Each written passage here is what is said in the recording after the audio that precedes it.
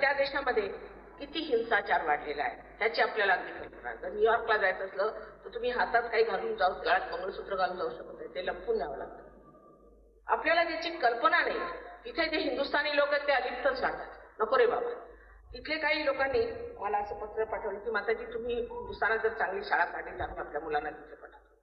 काही लोक आपली मुलं इथे घेऊन येतात आणि इतके उद्धट झाले.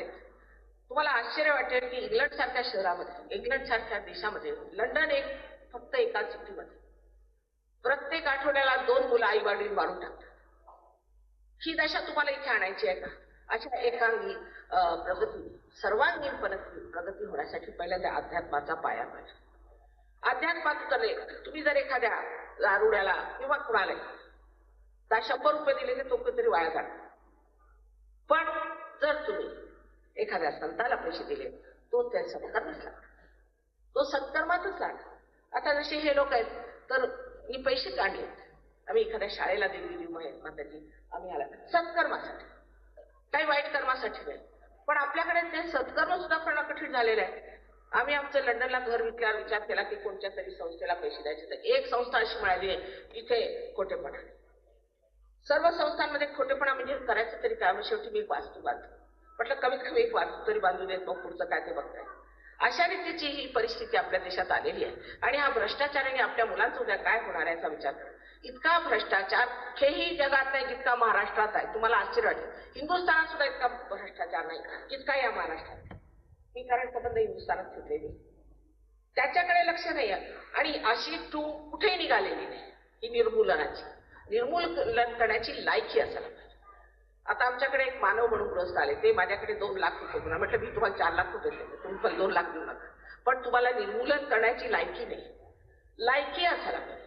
त्याच्यासाठी तुम्ही संत असायला पाहिजे, निदान तुम्ही संत असायला पाहिजे. आता ही मंडळी जी बाहेरून आली, तुम्हाला काय वाटतं परदेशामध्ये अंधश्रद्धा नाही? भयंकर अंधश्रद्धा आहे. सगळे त्यातनं निघून बाहेर पडले आणि आज असे स्वच्छ निघालेले. आणि तुम्हाला जर अंधश्रद्धा घालवायची असली तर तुम्ही सुद्धा आत्मसाक्षात करा. आत्मसाक्षात घातल्याशिवाय तुमची अंधश्रद्धा जाणार. जात पात धर्म अधर्म ह्या सर्व गोष्टी निरपेक्षित आणण्यासाठी आत्मसाक्षात्कार घेतला पाहिजे असं सर्वांचं सांगितलं. पण एकनाथांना ज्यांनी महाराज इथे जाऊन जेवले म्हणून लोकांचा त्रास दिला, का ढोंगी आहे. त्याच्यानंतर तुकारामाला सुद्धा छळून छळून मारून टाकलं. आपल्याला सगळं माहितीच आहे. त्या ज्ञानदेवांना पायात वाहणार नव्हता, त्याच्या पालख्या घेऊन लोक निघतात. आता आम्ही येताना रस्त्यात आम्हाला अडवलं, म्हणे माताजी जेवायला. म्हटलं कशाला? आम्ही पालखी घेऊन आलो. तर काय म्हणावं, ज्या माणसाच्या पायात वाहणार नव्हतं, सगळ्या भावांना घेऊन बहिणीला घेऊन अशा उन्हात तानात फिरणारे ते, त्यांच्या आता कुठेतरी पादुका ठेवायच्या आणि त्यांच्या दबावर जेवत बसायचं, याला काय म्हणायचं? ते नाही बंद करता येणार. पण पुष्कळशे लोक असे ज्यांनी असे प्रकार केले, राहुलीला असे लोक ते जागृतीसाठी सोडत आहेत. ते काय मूर्खपणा आहे. असल्या तऱ्हेचे भयंकर प्रकार आपल्या देशात आहेत. ते काढण्यासाठी जागृतीशिवाय काहीही मार्ग नाही. आधी जागृती करू. माझ्या विरुद्ध लोक अशासाठी उठलेत मला हे समजत. मी एकही पैसा देत देवकृपेने श्रीमंत घराण्यातली मी आहे मुलगी, इतकंच नव्हे पण श्रीमंत घराण्यात माझं संबंध आयुष्य गेले. इतकंच नव्हे पण माझे यजमान फार मोठे आहेत. आपल्याला माहित नाही, इंग्लंडच्या राणीने त्यांना सर्वोच्च नाईटहूड दिली, सर्वोच्च अशी हिंदुस्थानात आजपर्यंत कुणाला मिळाली. आणि 32 देशांनी त्यांना सर्वोच्च असे नाईटहूडचे म्हणजे पदव्या दिलेल्या आहेत. असे माझे यजमान आहे. मला काय गरज आहे अशा प्रसिद्धीची आणि अशी गावात भटकत फिरण्याची? काय गरज आहे? तुम्ही लक्षात घ्या की अशा तऱ्हेने कुणाला बदनाम करणं आणि अशा तऱ्हेने कुणाचं कार्य अडवून ठेवणं जे की समाज कल्याणाचं आहे, त्यानेच कल्याण होणार आहे. आज हे लोक जिथे आले त्याचे मोठमोठाले डॉक्टर्स आहेत, आर्किटेक्ट्स आहेत, फार मोठाले लोक आहेत. हे काही सर्वसाधारण लोक नाही. त्याच्याशी भिडाला कोण तर म्हणे एक MBBS झाले डॉक्टर, त्याच्याशी बोलणार तरी काय? त्याला पॅरासिम्पॅथॅटिक नर्वस सिस्टम समजत आहे, त्याच्याशी मी बोलणार तरी काय? आणि म्हणे आमचं आव्हान घ्या. कसल्या चुलीचं आव्हान? त्याला काय अर्थ आहे? आपली लायकी ओळखायला पाहिजे. विज्ञानावर जर बोलायचं असलं तर एखादा विज्ञानी मनुष्य, इथे कितीतरी विज्ञानी इथे आले. 3 लोकांना PhDच्या डिग्र्या मिळाल्या सायन्समध्ये इंग्लंडमध्ये, आणि 3 डॉक्टरांना MDच्या पदव्या मिळाल्या आहेत आपल्या दिल्ली युनिव्हर्सिटी. ज्यांना त्यांना MDच्या पदव्या दिल्या ते कुठे पोहोचलेले असतील तुम्ही सांगा बरं. त्यावर असं म्हणायचं की ह्यांनी वैद्यकीय किंवा मेडिकलच्या परिमाणाशिवाय सगळं केलेलं. काय म्हणा, अहो कुणाला एमडीची पदवी मिळेल का? एवढी तरी अक्कल नाही त्यांना की एमडीची पदवी मिळू शकते का कुणाला मेडिकलच्या परिमाणाच्या. तेव्हा लहान तोंडी मोठा घ्यायचा तरी किती ते तरी समजलं. पण संतांना मी मानतो, कारण त्यांचं चरित्र बघा, त्यांच्याबद्दलची सात्विक प्रवृत्ती आहे.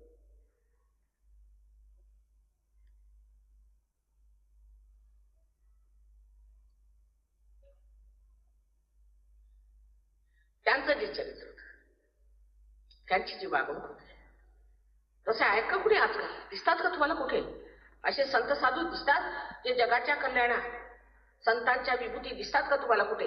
हे सगळे भामटे लोक आहेत आणि भामटेपणा करून तुमच्या मुलांची दिशाभूल करतात. तेव्हा कृपा करून मुलांना याच्यात घालू नका. दगड मारायला शिकवतात, आरडाओरडा करायला. अरे काय त्यांची ही लायकी तुमच्या मुलांची की नुसते आरडाओरडा करत फिरायचं? दिल्लीला असे पुष्कळशे इन्स्टिट्यूशन्स आहेत, पुष्कळ अशा संस्था आहेत, तिथे आरडाओरडा करण्यासाठी खेडेगावातले लोक आणलेले आहेत आणि त्यांच्या वेगळ्या वेगळ्या टोप्या, वेगळे वेगळे कार्डबोर्डवर लिहिले असे पुष्कळशा प्रत्येक पार्टीसाठी काय लिहायचं ते त्याच्यात लिहिलेलं असं. त्यांच्याजवळ जसे कार्डबोर्डचे मोठमोठाले तख्ते ते सगळ्यांना दिलेले. तर शास्त्रीजींबरोबर माझे हे यजमान महासचिव होते आणि मुख्य सचिव होते आणि त्यांनी शास्त्रीजी मला सांगायला आले की आजकाल एक नवीन निघाली आहे संस्था. म्हटलं कोणची? तर म्हणे की नारे लगाने वाली. म्हटलं त्याच्यात काय असतं? तर म्हणे की ते नेहमी जाऊन कुणी अशा आले की जाऊन भेटायचे त्यांना आणि मग हसत यायचे. तर म्हटलं झालं काय? तर म्हणे आज नारे लगाने वाली पार्टी आली आणि त्यांनी हातामध्ये तख्ते लावले आणि त्या तख्त्यांमध्ये काय होतं तर म्हणे की दुसऱ्याच पार्टीचं लिहिलेलं आणि टोप्या दुसऱ्याच पार्टीच्या. तर मी त्याला सांगितलं, अरे हे तर तुम्ही सकाळी लावून आला तर देतात, संध्याकाळी कशाला घेऊन आला? तुमची पार्टी तर दुसरी तुम्ही बोलता. मग त्यांना पैसे देतात, आज ह्या पार्टीचं काम, उद्या त्या पार्टीचं, म्हणजे त्याचा बिझनेस झाला. तशी तुमची मुलं आरडाओरडा करण्यासाठी त्यांनी उभी केलेली. त्या मुलांची लायक किती नाही, महाराष्ट्राच्या भूमीवर जन्मलेली मुलं आहेत, समजून घ्या. आपल्या मुलांची अशी कवडी किंमत करू नका. ह्या मुलांना साक्षात्कार देऊन ही अभिनव जी आपल्यामध्ये शक्ती आहे ती जागृत. ह्या सर्व शक्त्या आपल्यामध्ये आहेत. जी मुलं वर्गात फार ढ, ती राऊडी कॉलेज शाळेमध्ये तुम्ही जाऊन विचारलं, सगळी मुलं फर्स्ट क्लासमध्ये येत आहेत. आणखी इतकंच नव्हे पण स्कॉलरशिप सगळ्याचे पटायत आहेत, कारण तिथे प्रिन्सिपल साहेबच मुली रिअलायझेशनला आले. त्यांनी रिअलायझेशन घेतलं आणि सगळ्यांना त्यांनी आत्मसाक्षात्कार दिला. ही इतकी अभिनव एक क्रिया आहे. अर्थात मी असं म्हणेन की पूर्वीही संत साधू सगळ्यांना देत असत, पण आजच्या ह्या सहयोगामध्ये एकच गोष्ट आम्ही केली की जसं ज्ञानेश्वरांनी सामूहिकतेला हे उघडून सांगितलंय, तसंच सामूहिकतेमध्ये सगळ्यांना जागृती देण्याचं कार्य आम्ही करतो. त्यात वाईट काय करतोय? हे जगाच्या कल्याणासाठी आहे किंवा नाही, किंवा ह्या कार्याने कोणाचं वाईट होणार आहे? जोपर्यंत तुमच्यामध्ये अध्यात्माचा पाया येणार नाही, तुम्ही कोणतीही भौतिक प्रगती करून बघा, ती नाशवंतच होणार, नाशवंत होणार. कारण त्याला संतुलन राहणार. दारू तरी पितील, आता पितातच आहे, सगळीकडे लोक दारू प्यायला. महाराष्ट्रात आहोत जन्मात मी दारू पाहिली नव्हती, मला माहिती आहे दारू काय. त्या महाराष्ट्रात जो दिसला तो दारूच पितो, नाहीतर आणखी सगळे धंदे सुरू झाले.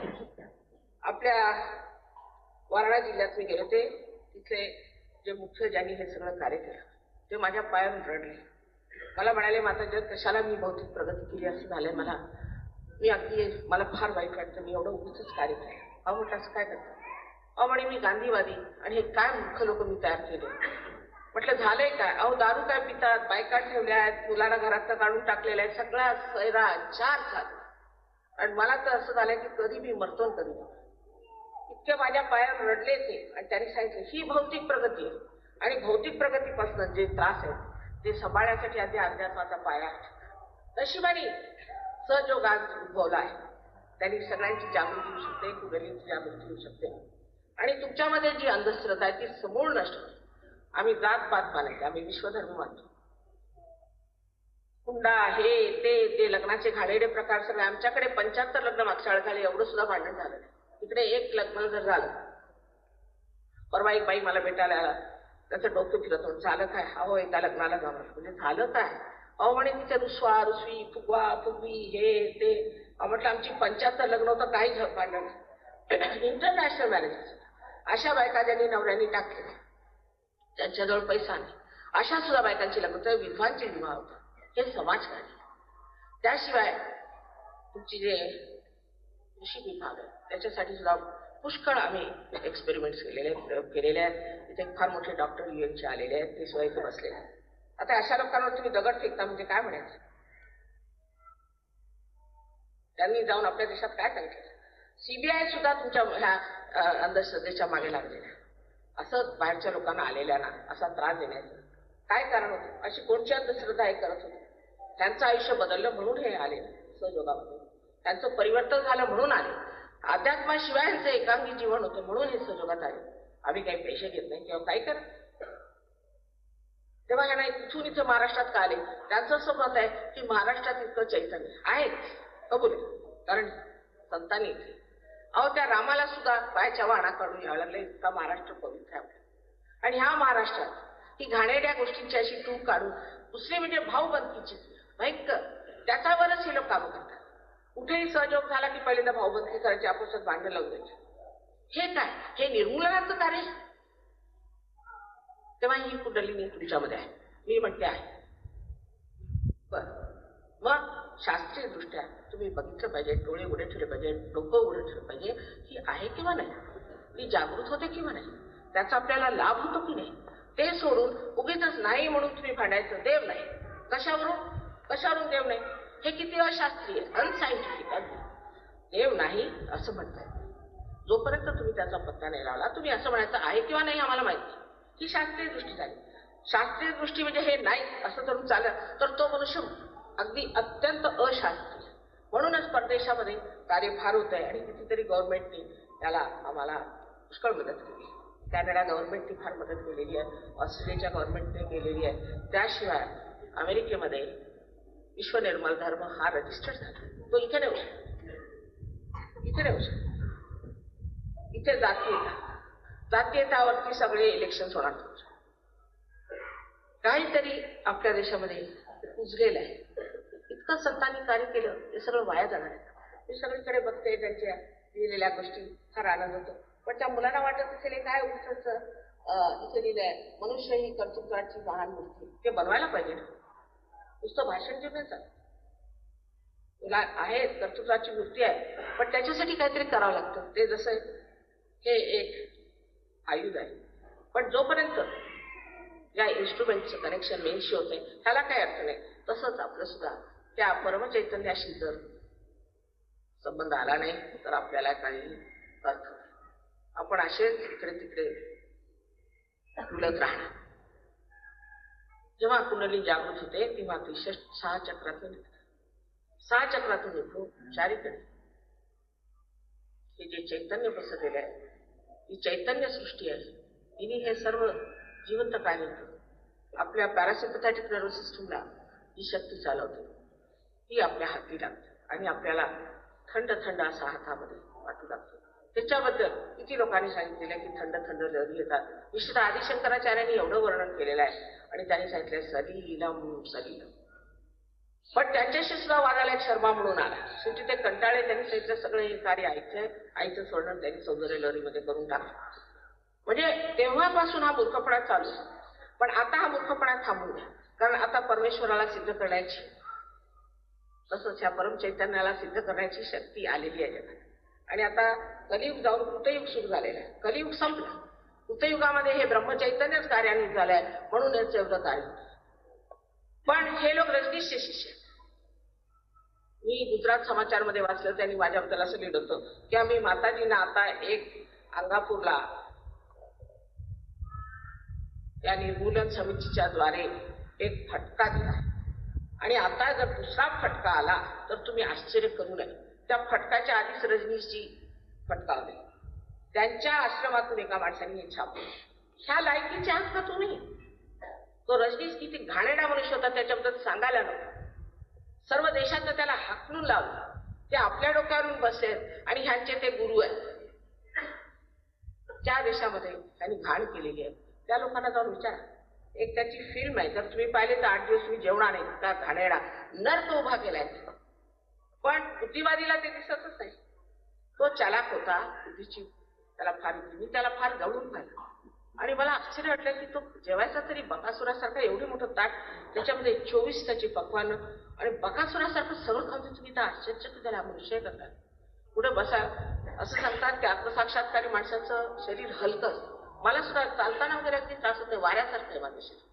पण तो मनुष्य कुठे बसायचं म्हटलं की त्याच्यासाठी स्पेशल एक आसन बनवावं लागेल. त्या माणसाला मी फार जवळून पाहिलंय, बायकांना नागवं करू आणि वाटेल ते आणि धंदे केलेले आहेत बायकांच्यावर. असा मनुष्य आता तुमचा गुरु झाल्या मात्र ह्या देशाची काय दशा होणार आहे? हे सगळे भामटे आता ह्यांचे जर राजकारणी लोकांचे गुरु झाले तर तुम्ही लोकांनी उठायला पाहिजे याच्या विरुद्ध. ही गोष्ट खरी.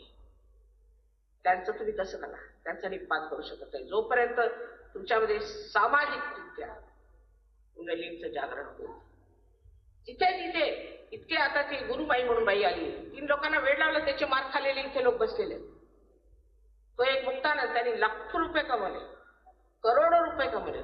6 करोड रुपयाचे त्याच्याजवळ डायमंड्स आहे असं मला इन्कम टॅक्स कमिशनरने स्वतः सांगितलं.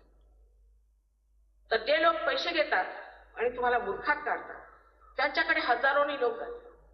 पण जे सत्य सांगतात, सत्याला काही पैसे लागत नाही, तिथे मात्र तुम्ही येऊन विरोध करता. त्या ठिकाणी म्हणजे काय अकलेचे दिवे आहेत ते बघा. हे रिकामपणाचे धंदे म्हणावे, हे मूर्खपणाचे दिवे म्हणावे, काय म्हणावं मला सुद्धा. हे असं आधीही झालंय की संतांच्या मागे नेहमी हात धुवून लागायचे. पण आता तसं करू नये ते बरं, कारण कुठे युग सुरू झालेला आहे. तेव्हा त्यात जो त्रास होईल त्याबद्दल मी जबाबदार. ही कुंडली तुमच्यामध्ये आहे, ती तुमची आहे, तुझा आहे, तुझं पाशी. जे म्हटलेलं आहे ते सगळं सत्य होणार आहे. जे पसायदान दिलं त्यांनी मागितलं ते पसायदानच आहे. कुंडलींचं जागरण आणि त्यांनी माणसाची किती उन्नती होते, सर्व तऱ्हेचे रोग ठीक होतात.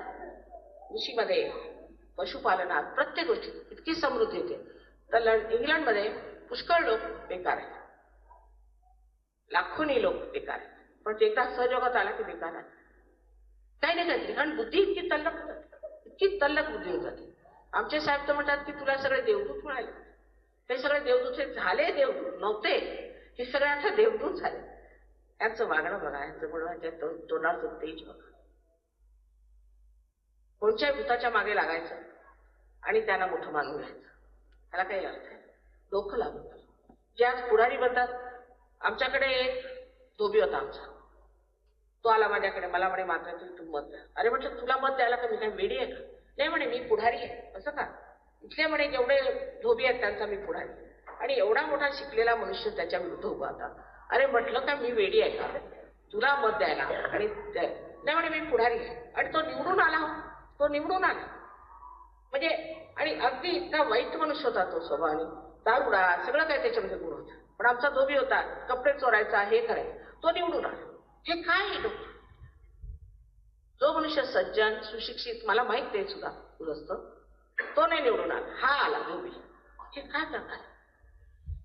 आपलं डोकं उघडं ठेवायला पाहिजे. आज समाजात जेवढं आपण करतोय ते सगळं व्यर्थ जाणार आहे. काही कारण, आता ही शाळा आहे, मला फार बरं वाटलं. शाळा म्हणजे एक पवित्र स्थान जिथे मुलांना शिक्षण दिलं जातं. आणि जे काय होईल ते नेहमी हे लोक सुद्धा शाळेसाठी, माताची काय केली, प्रत्येक ठिकाणी मी शाळेसाठी मदत केली. पण मी काय बघते त्याच्यामध्येच भांडण सुरू. आता हे शाळेसाठीच भांडण सुरू केली अंगापूरला, की माताजी पैसे तुम्हाला दिली, आम्हाला का देत? अरे तुम्ही काही कार्य करा तर देऊ, फार देत नाही माझ्याजवळ एवढे काही पैसे नाही, हे लोकच देतात. काय मीच एकत्र करून पैसे दिलेले, मी काय दिलेले. आणि त्याच्यावरती आता हे झालेलं आहे की ते फुसपट काढायचं काहीतरी भांडत.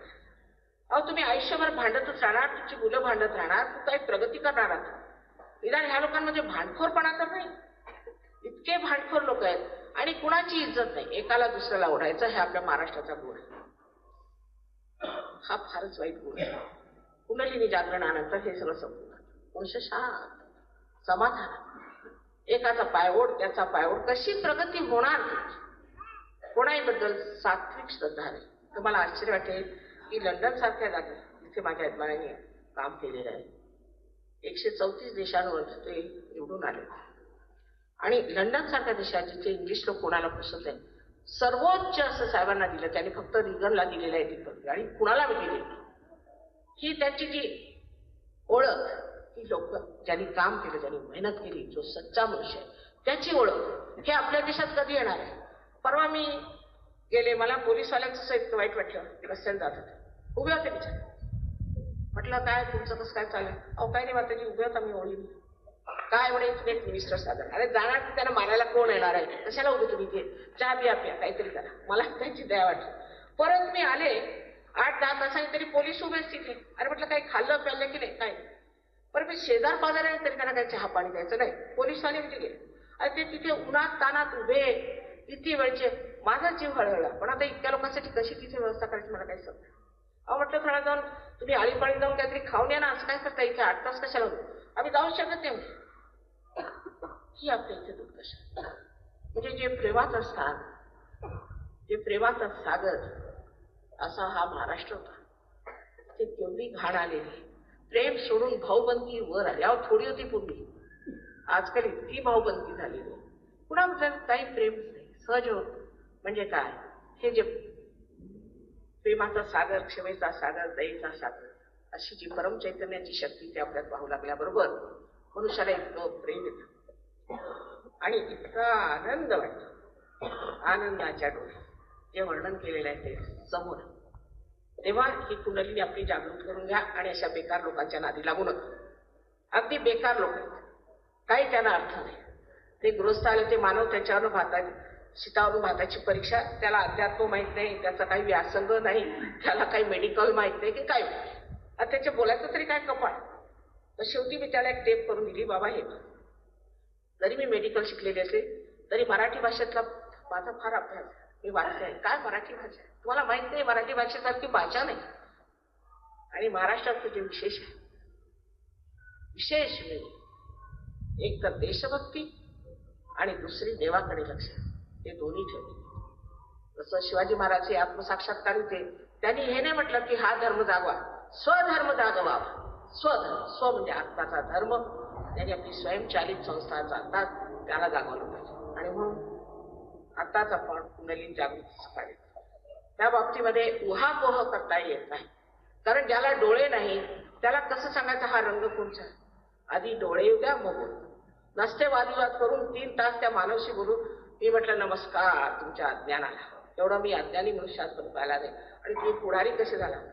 पण नंतर त्याने कुणीतरी सांगितलं की वर्ध्याला जेलमध्ये होते आणि म्हणायला लागले की मला इथं जेवण आवडत.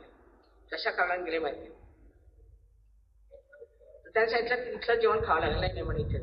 मग तिच्यावरती एक त्या बाई होत्या, त्यांनी मला सांगितलं की माताजी शेवटी ह्याने सांगितलं मला मी तुमच्या पायावर पडतो, क्षमा मागतो, लिहून देतो, मला घरी जाऊ द्या, मी घरचं जेवण देतो.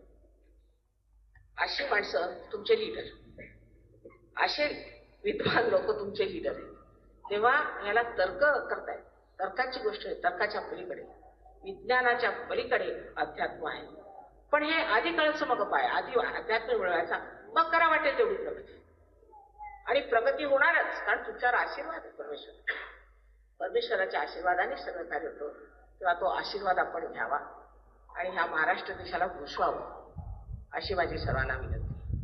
आता आपण आधी जागृतीचा कार्यक्रम करूया. त्याच्यानंतर ह्यांच्यापासून तुम्हाला आश्चर्य वाटेल की हे लोक सगळे विदेशी आहेत. एखाद्या इंग्लिश माणसाला नुसतं असं सांगायचं असलं की दरवाजा बंद कर, तर त्याला बोलता येत नसेल. त्याला सांगायचं इंग्लिशमध्ये देअर वॉज अ बँकर, मग तो ते म्हणायचा. त्याला इंग्लिशचं एक अक्षर शिकवणं कठीण. आणि जर तो कोणी मराठीत बोलायला आला तर माझ्या आजीबाई म्हणायच्या की कोणची भाषा बोलतं? म्हटलं मराठीत बोलतोय. असं का? मला वाटलं कोणची इंग्लिश नाही मराठी नाही, आहे कोणची भाषा. आता ह्यांचं तुम्ही ऐकून घ्या. पोवाडा गातात सगळं नाही, हे कुठून आलं? जे म्हणतात की आपलं संगीत हे ओंकार स्वरूपाचे सिद्ध होतं, त्यांना कुठून आलं एवढं सगळं काय? तालात सुरात आपल्यापेक्षा छान म्हणतात. तेव्हा ह्यांच्या प्रगतीकडे बघून आपण आपली प्रगती करून घ्यायची आणि आपल्याकडे लक्ष द्यायचं. आपण काही साधारण लोक नाही आहोत. हा महाराष्ट्रात जन्माला आलेलं, पण त्याला पाहिजे जातीचे लेड्या कबाळ्यांचे काम नव्हे. तेव्हा लक्षात घेतलं पाहिजे की आपला गौरव, आपली शक्ती आपल्यात असताना आपण ती का सोडायची, ती का वापरायची, ती आपण का नाही हस्तगत करायची. तेव्हा कृपा करून आता आपलं थोडंसं एक 10 मिनिटाची गोष्ट आहे, त्यात मी तुम्हाला जागृत. त्यांना होईल त्यांना होईल, नाही होणार त्यांना नाही. त्याच्यात जबरदस्ती करतायत. हृदयापासून जर तुमची इच्छा असेल तर, जर तुम्ही त्याच्या विरोधात असला तर कधी जागृती होणार. आता हे हिटलर लोक सगळे दगड घेऊन निघालेले, ते म्हणतात आम्हाला जागृती करा. अहो हे काय 10 जन्मात होणार नाही त्यांची जागृती, होणं शक्यच नाही. ज्यांच्या मनामध्ये जरासं सात्विकता नाही अशा तामसी लोकांची कोण जागृती करणार? शक्यच नाही. कारण त्याची लायकी नाही ना. जागृतीची लायकी तर पाहिजे. 2 लाख मोजा नाही तर तुम्ही 100 लाख मोजा. ह्याची जागृती मला काय कोणाला जमणार, ब्रह्मदेवाला सुद्धा जमणार नाही, तेव्हा ते शक्य नाही. फक्त ज्या माणसामध्ये असे सात्विक विचार असतील की माझी जागृती झाली, मग तुम्ही काही केलं असलं तरी हरकत नाही. पण ह्या क्षणात हे त्याच्या मनामध्ये असेल की माझी जागृती झाली पाहिजे, मला माझी शक्ती मिळाली पाहिजे, त्याचं आम्ही कार्य करू शकतो आणि ते होऊ शकते. त्यासाठी जबरदस्ती करू शकत नाही, दडपशाही करू शकत नाही, काही नाही. तर सगळ्यांनी आता आपली जागृती करून घ्यावी. एका अर्थाने ऊन असलेलं बरं, म्हणजे जे थंड थंड डोक्यात येतं किंवा हातात येतं ते लगेचच कळतं. ऊन नसतं तर जरा त्रास होतो कधी कधी. एअर कंडिशनिंग असलं तर लोक मग शंका पण असतात की हे एअर कंडिशनरच चालू आहे. तर आता आपण जागृतीचं कार्य करू.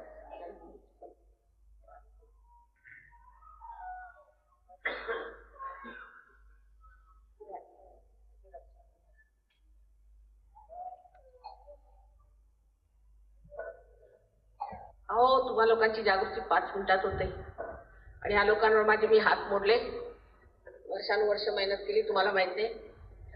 पण झाले मात्र हे एकदा मिळाल्यावर मात्र जमले खूप जोरात. तुम्ही जमत नाही. जसं आपलं स्वातंत्र्य लवकर मिळालं सोपं तर बसले त्याचे धिंडवडे काढा, तसंच प्रकारे सहयोगामध्ये लोक जमत नाही. माझ्या प्रोग्रामला येतील, पार होतात, पण सत्कारणी लागत नाही, सत्कारणी लागत नाही. तसं करू नका. कृपा करून आज जागृती घेतल्यानंतर सत्कारणी लागा. फार मोठं कार्य होणार आहे तुमच्या हातून. तुम्ही फार शक्तिशाली आहात, त्या शक्तीला प्राप्त करा. ती शक्ती जर तुम्हाला मिळाली आणि त्यात जर तुम्ही वृक्षासारखे वाढले तर तुम्हीच तुमचे गुरु होता आणि इतकं तुम्ही कार्य करू शकता की त्याला काही अंत नाही. तेव्हा कृपा करून सहयोगाला प्राप्त व्हा. सहज, सह म्हणजे तुमच्याबरोबर जन्मलेला हा योगाचा तुमचा जन्मसिद्ध अधिकार आहे, तो तुम्ही प्राप्त करून घ्या.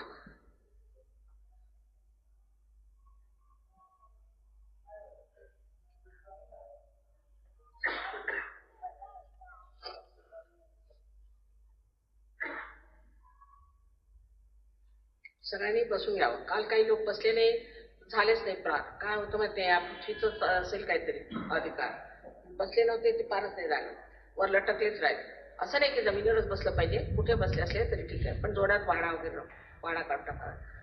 बरं, दुसरं असं की मी आई आहे, माझ्यासमोर काही टोप्या बिप्या घालायला नको, कारण मी आई आहे आणि आईला काय आपण टोप्या घालून भेटत नाही का, मी मिनिस्टर किंवा गुरु बिरू काही नाही.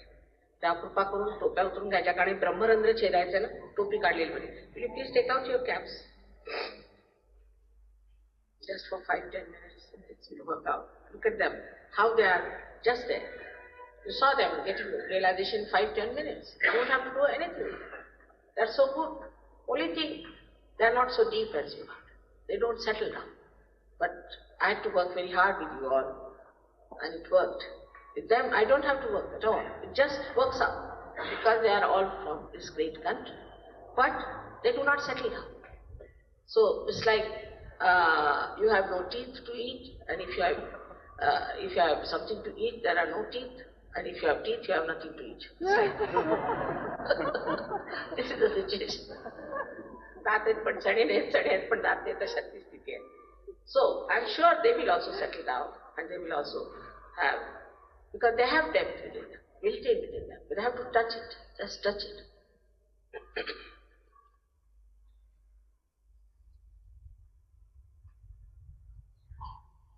आता फक्त दोन्ही हात माझ्याकडे नुसते असे साधे दोन्ही हात असे करा. काही करायला नको तुम्हाला, एवढं पूर्व पुण्य आहे. नुसतं असे हात करायचे दोन्ही, असे हात. पाय थोडे वेगळे ठेवा, एकवर एक पाय, म्हणजे बसलेल्यांचं नाही म्हणत, जे वरती आहेत तसे वर बसलेले त्यांनी पाय थोडे वेगळे ठेवलेले बरं. जमिनीवर बसले म्हणजे जाळ, ते तर कल्याण होणार. बरं, आता नुसते डोळे मिटायचे, नुसते डोळे मिटा, काही करायचं नाही, डोळे मिटा. आणखी चष्मा असेल तो उतरून, चष्मा उतरलेला बरं, आणि डोळ्याची दृष्टी पुष्कळदा बरी होती. फक्त डोळे मिटायचे आणि मनामध्ये अशी इच्छा करायची की आई आमची कुंडलिनी जागृत झाली पाहिजे. ही तुमची आई आहे. कुंडलिनी तुमची आई आहे. प्रत्येकाची वेगळी वैयक्तिक आई आहे. आणि तिचं जसं टेप रेकॉर्ड मध्ये सगळं असतं तसं तिच्याजवळ तुमचं सगळं काही आहे. तिला माहिती आहे तुम्ही कोण, कसे आहे.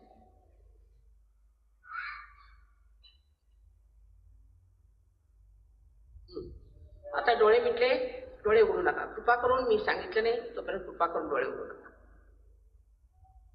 कारण चित्त आतमध्ये ओढलं जातं. कुंडलिनी जेव्हा वर येते तेव्हा चित्त आतमध्ये ओढलं जातं, म्हणून डोळे बंद ठेवलेले बरे. हे काही मेस्मरिझम नाही जिथे डोळे उघडे करून लोक डोळ्यात डोळे घालून करतात. हे देवाचं कार्य, जिवंत कार्य आहे. आता डोळे मिटल्यावर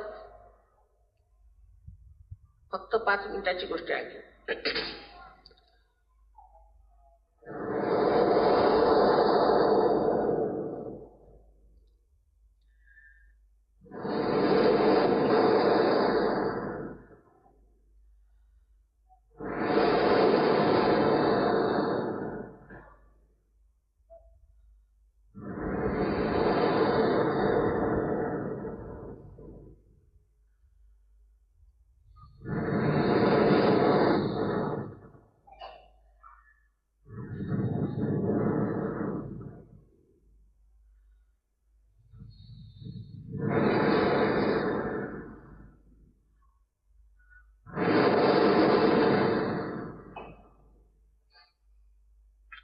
आता हळूहळू डोळे उघडा.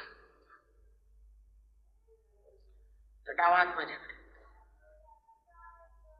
फक्त डावा हात माझ्याकडे आणि उजवा हात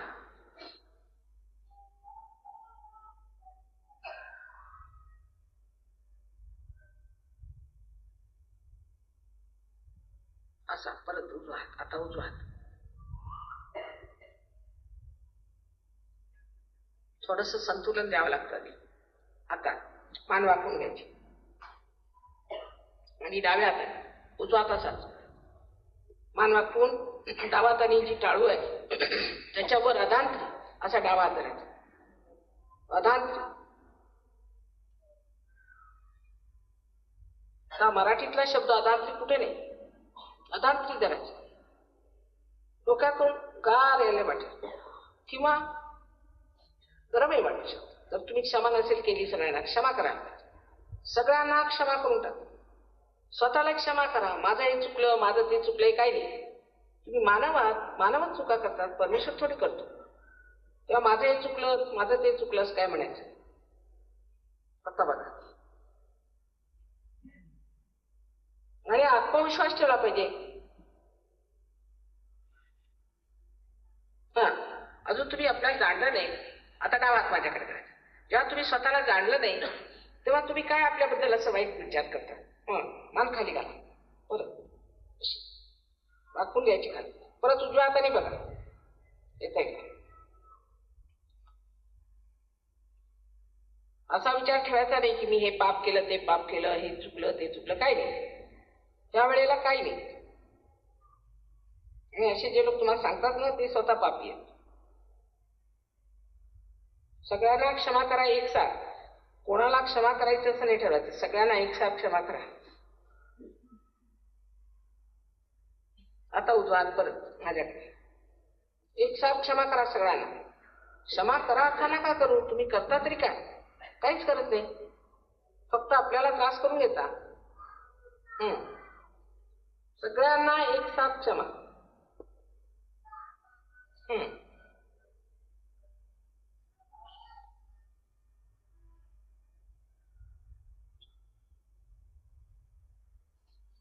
आता दोन्ही हात डोक्यावर असे दोन मान मागे घ्यायचे आणि एक प्रश्न विचारायचा मनामध्ये 3दा. श्री माताजी हे परम चैतन्य आहेत असा प्रश्न 3दा विचारायचा.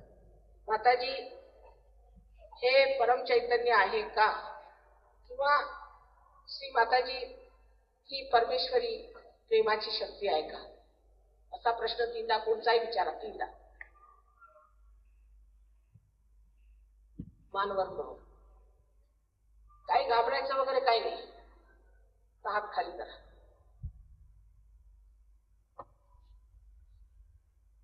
दोन्ही माझ्याकडे हात करा आणि मला न विचार करताना बघा. न विचार. ही निर्विचार समाधी. ही निर्विचार समाधी. आता ज्या लोकांच्या हातामध्ये, बोटांमध्ये किंवा टाळूमध्ये थंड किंवा गरम अशा लहरी आल्या असतील, त्यांनी दोन्ही हात वर करायचे, वर वरपर्यंत. वा वा, ही खरी वाई. सगळ्यांना अनंत आशीर्वाद. लहानपणी आम्हाला एक लेख होता, पळसाला पाण्यात. त्यात एक मुलगा वाईवरून पुण्याला निघाला होता. त्याचं वर्णन होतं. मला पुष्कळ वाटायचं की वाईला यायचं, कारण वाई काहीतरी फार पवित्र स्थान असेल असं मला नेहमी वाटत. आज ते कळलं. आता तुम्ही वाईमध्ये आहात तेव्हा ह्या स्थानाचं महात्म्य ठेवलं पाहिजे आणि धर्मात उतरलं पाहिजे. आता खरा धर्म तुमच्या जागृत, खोटा नाही. तुम्ही कोणत्या धर्माचे असले, हिंदू, मुसलमान, ख्रिश्चन, तरी सुद्धा वाटते ते पाप कर्म करू शकता, म्हणजे तो धर्म तुम्हाला रोखत नाही. पण आता तुमचा आत्माच आत्मधर्म झाल्यामुळे तो तुमचा आत्माच तुम्हाला सांभाळेल. सगळ्यांना माझा अनंत आशीर्वाद आहे.